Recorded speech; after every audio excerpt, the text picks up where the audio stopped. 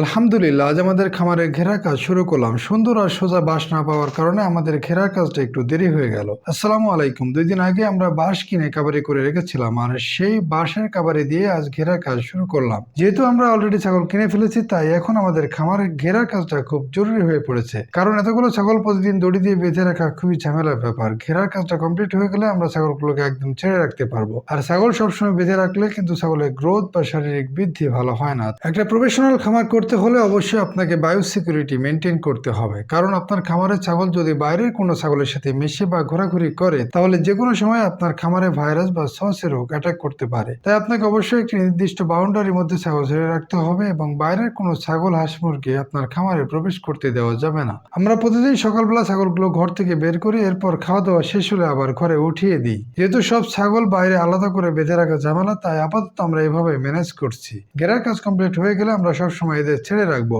সবসময় ঘাস দেওয়া থাকবে এবং একটা নির্দিষ্ট সময় আমরা তাদের খাবার দিব। ছাগল ইচ্ছা মতো খাবে এবং নিজের মতো ঘুরে বেড়াবে। দেখুন ছাগলগুলো ঘরের মধ্যে কত সুন্দর করে শুয়ে আছে, মাশাআল্লাহ। খামার ঘেরার জন্য আমরা 6 ফিট হাইটের 17 মিলি টিন কিনেছিলাম। আর যে সিমেন্টের খুঁটিগুলো দেখছেন, এগুলো কিন্তু আমরা কোনো দোকান থেকে কিনিনি, সম্পূর্ণ নিজেদের হাতে তৈরি করেছি। এর আগে আপনাদের সিমেন্টের খুঁটি নিয়ে একটা ভিডিও আমি দিয়েছি, সেখানে আমি বলেছিলাম আমাদের এই প্রতিটা খুঁটি তৈরি করতে খরচ হয়েছে মাত্র 160 টাকা। যেহেতু এই খুঁটিগুলো আমরা 9 ফিট পর পর দিয়েছি, তাই মাঝে একটি করে বাঁশের খুঁটি দিতে হয়েছে। তবে আমাদের এখানে একটি ভুল হয়েছে, যা আপনাদের সাথে শেয়ার করা দরকার। আমরা যদি 9 ফিট পরপর খুঁটিগুলো না দিয়ে 5-6 ফিট পরপর সিমেন্টের খুঁটিগুলো দিতাম, তাহলে মাঝে বাঁশের খুঁটি দেওয়া লাগতো না। নেক্সটে আমরা কোনো কাজ করলে এই ভুলটি আর করবো না ইনশাআল্লাহ। আপনারাও সব সময় এই বিষয়টি খেয়াল রাখবেন। আমরা প্রথমে ভেবেছিলাম কাঠের বাটাম দিয়ে টিনের বেড়া তৈরি করব, কিন্তু পরবর্তীতে আমরা বাঁশের কাভারি দিয়ে করার সিদ্ধান্ত নিলাম, কারণ বাঁশ এবং কাঠের স্থায়িত্ব প্রায় একই রকমের হয়। তুলনামূলক বাঁশই বেশি দিন টিকবে, কিন্তু কাঠের থেকে বাঁশের খরচ অনেক কম,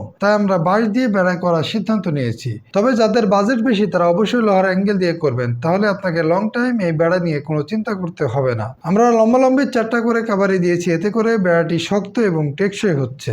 আমরা আপাতত 2 সাইডে টিনে বেড়া দিচ্ছি, আর বাড়ির সামনের দিকটা আমরা শক্ত বাঁশ অথবা কাঠের রেলিং দিয়ে দিব।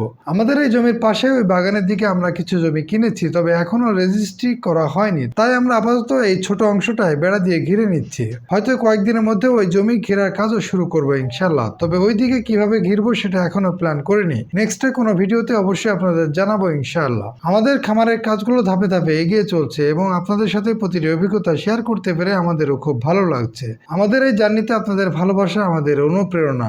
সবাই আমাদের জন্য মন থেকে দোয়া করবেন, আমরা যেন সফলতার সাথে এগিয়ে যেতে পারি। মনে রাখবেন, প্রকৃতির সাথে থাকলে, প্রকৃতিকে ভালোবাসলে আল্লাহ আপনাকে উজাড় করে দিবেন। আল্লাহ হাফেজ।